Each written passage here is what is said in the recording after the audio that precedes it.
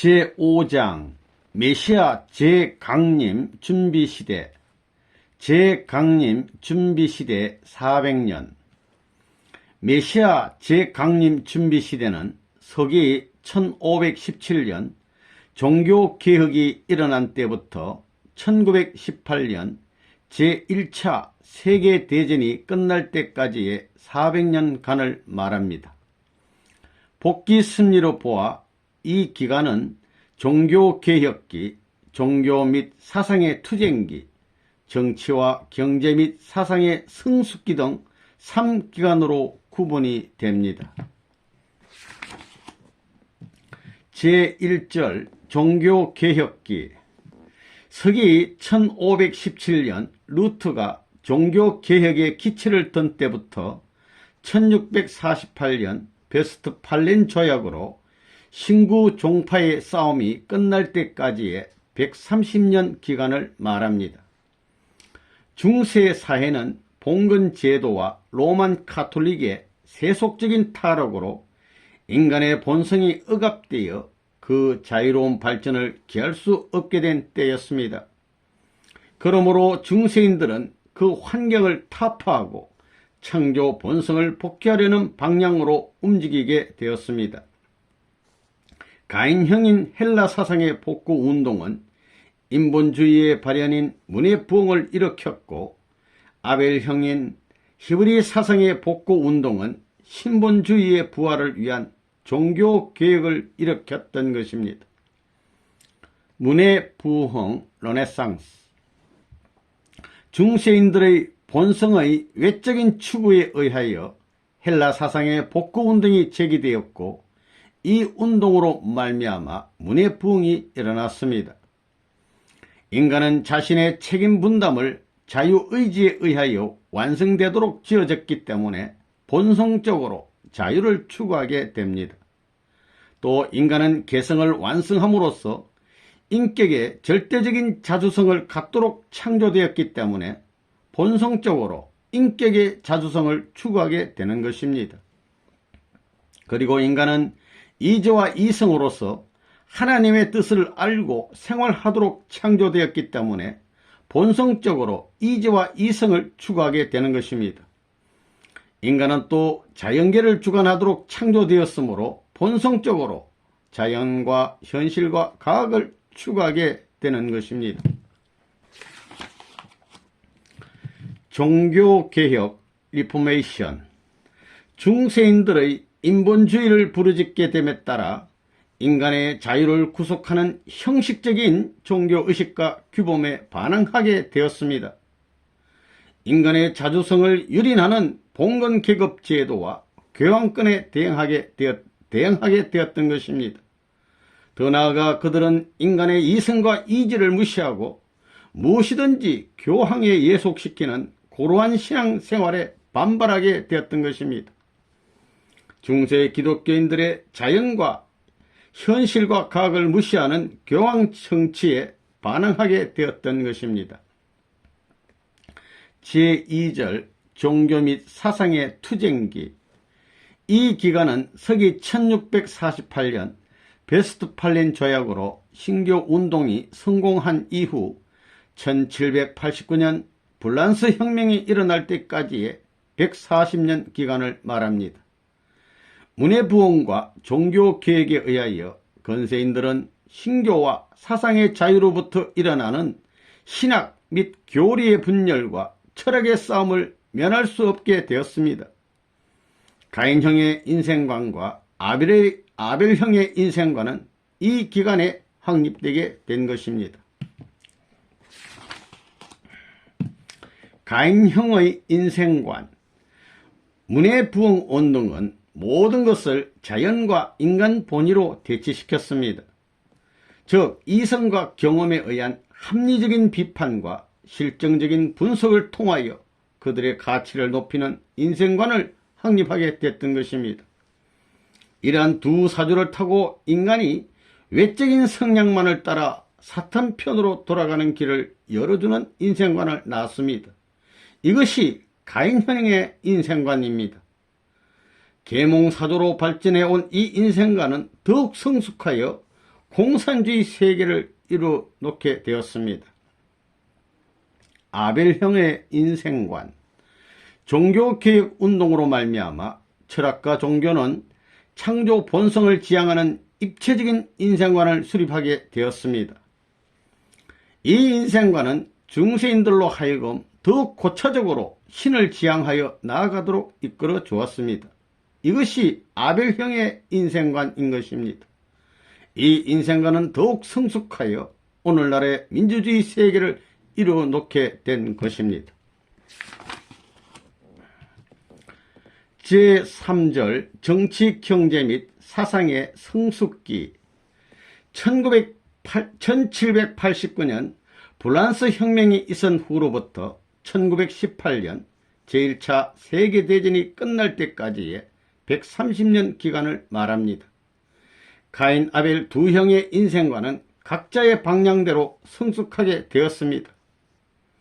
이 두 형의 인생관의 성숙에 따라 가인, 아벨 두 형의 세계가 성숙되어 갔던 것입니다.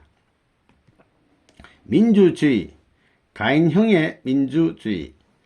가인형의 인생관은 계몽사상을 세워 프랑스 혁명을 일으킴으로써 가인형의 민주주의를 형성하였습니다. 이것이 독일에서의 마르크스주의와 러시아에서의 레닌주의로 체계화됨으로써 마침내 공산주의 세계를 형성하기에 이르는 것입니다. 아벨형의 민주주의. 아벨형 인생관의 결실체인 열광적인 영국의 기독교 신도, 청교도들이 신교의 자유를 찾기 위하여 절대주의와 싸워 승리함으로써 실현한 것이 아벨형의 민주주의였습니다. 영국의 청교도들이 신교의 자유를 얻기 위하여 아메리카의 신대륙을 찾아가서 1776년 독립국가를 설립함으로써 미국의 민주주의를 수립하게 된 것입니다. 이 아벨형의 민주주의는 오늘날의 민주주의 세계를 형성하는 데 이르게 된 것입니다.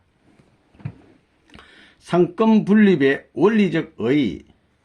상권 분립 사상은 국가의 권력이 특정한 개인이나 기관에 집중하는 것을 분산시키기 위하여 몽테스키웨에 의하여 제창되었던 것인데 프랑스 혁명 때 인권선언의 선포로서 실현이 됐습니다. 원래 이 상권 분립은 하늘편 이상사회의 구조로서 사탄편에서 앞질러 비원리적인 원리형으로 먼저 이루어놓은 것이니 입법, 사법, 행정의 3기관도 그리스도를 통하여 전달되는 하나님의 명령에 의하여 서로 원리적인 수수의 관계를 맺을 수 있어야 하는 것입니다. 오늘날의 민주주의 정체 및 인간 하나의 구조. 오늘날의 민주주의 정체는 3권으로 분립되고 또 정당이 생겨남으로써 드디어 인간 하나의 구조를 담기 이르렀습니다.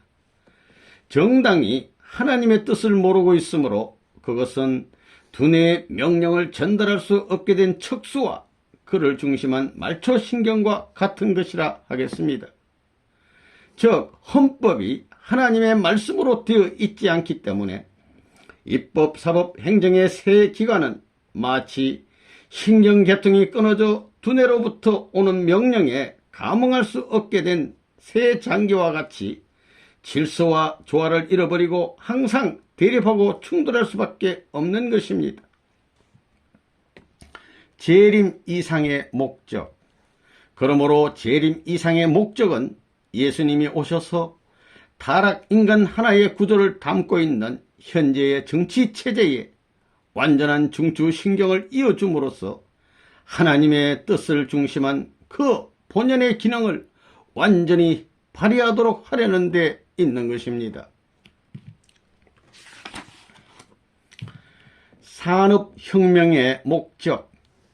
이상사회의 경제 구조도 완성된 인체의 구조와 같아야 하므로 생산과 분배와 소비는 인체에 있어서의 위장과 심장과 폐장과 같이 유기적인 수수의 관계를 가져야 하는 것입니다. 그러므로 필요하고도 충분한 생산과 공평하고도 가부족이 없는 분배와 전체적인 목적을 위한 합리적인 소비를 할 수 있어야 하는 것입니다. 그런데 산업혁명에 의한 다량 생산은 영국으로 하여금 상품 시장과 원료 공급지로서의 광대한 식민지를 급속도로 개척게 하였습니다. 그리하여 산업혁명은 이상사회를 위한 외적인 환경복귀뿐만 아니라 복음 전파를 위한 광범한 판도를 조성함으로써 내적인 복귀 승리의 사명도 하게 되었던 것입니다. 열국의 강화와 식민지 분할, 산업혁명에 의한 과학과 공업의 비약적인 발달은 생산과잉의 경제사회를 초래하였습니다. 그리하여 세계 열강은 식민지 쟁탈전을 계속하면서 급속도로 강화되어 갔습니다. 가인 아벨 두 형의 인생관의 흐름과 경제발전은 정치적으로 이 세계를 민주와 공산의 두 세계로 분립하였던 것입니다. 제4절 세계대전, 탄감복귀 섭리로 본 세계대전의 원인. 전쟁이란 언제나 정치, 경제, 사상 등의 원인이 되어 일어나게 됩니다. 그러나 이러한 것들은 어디까지나 외적인 원인에 불과합니다. 거기에는 반드시 또 내적인 원인이 있음을 알아야 하는 것입니다. 세계대전을 외적인 원인만을 중심하고 다루어 가지고는 그에 대한 섭리적인 의의를 파악할 수 없는 것입니다. 세계대전의 내적 원인은 첫째, 주권을 빼앗기지 않으려는 사탄의 최후 발악으로 인하여 일어나는 것입니다. 둘째, 사탄이 앞서 비원리적으로 이루어 나온 3대 축복을 복귀하는 세계적인 탕감 조건을 세우기 위하여 일어나는 것입니다. 셋째, 예수님의 3대 시험을 세계적으로 넘게 하기 위하여 일어나는 것입니다.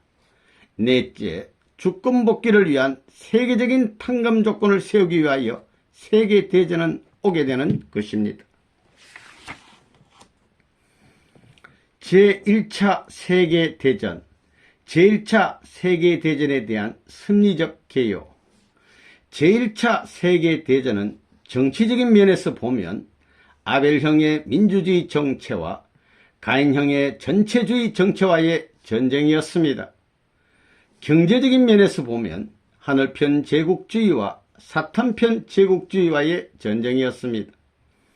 사상적인 면에서 보면 기독교를 신봉하던 영국, 미국, 프랑스, 아벨형의 국가군과 당시 기독교를 박해하던 독일, 오스트리아, 터키 등 가인형의 국가군 사이에 벌어진 전쟁이었습니다. 복귀 승리로 본 제1차 세계대전의 결과, 제1차 세계대전에서 하늘편이 승리함으로 말미암아 1. 하나님의 3대 축복을 세계적으로 복귀하기 위한 소생적인 탕감 조건을 세우게 된 것입니다. 2.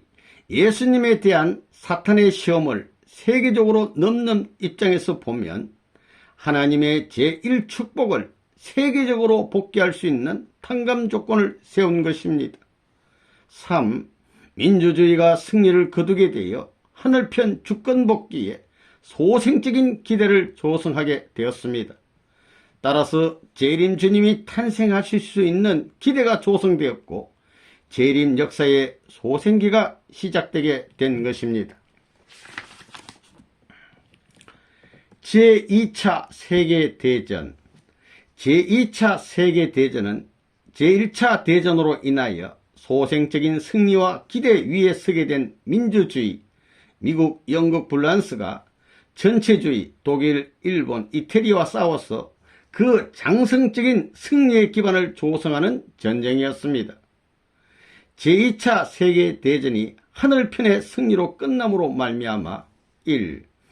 하나님의 3대 축복을 세계적으로 복귀하기 위한 장성적인 탕감 조건을 세울 수 있게 되었습니다. 2. 예수님에 대한 사탄의 시험을 세계적으로 넘는 입장에서 보면 하나님의 제2 축복을 세계적으로 복귀할 수 있는 탕감 조건을 세우게 된 것입니다. 3. 민주주의 세계가 장성적인 기반을 닦게 되어 주권 복귀에 장성적인 기대를 조성하였습니다. 재림 주님을 중심하고 새하늘과 새 땅을 건설할 때가 되어 재림 역사의 장성기로 들어가게 된 것입니다. 제3차 세계대전은 기필코 일어나게 될 것인가?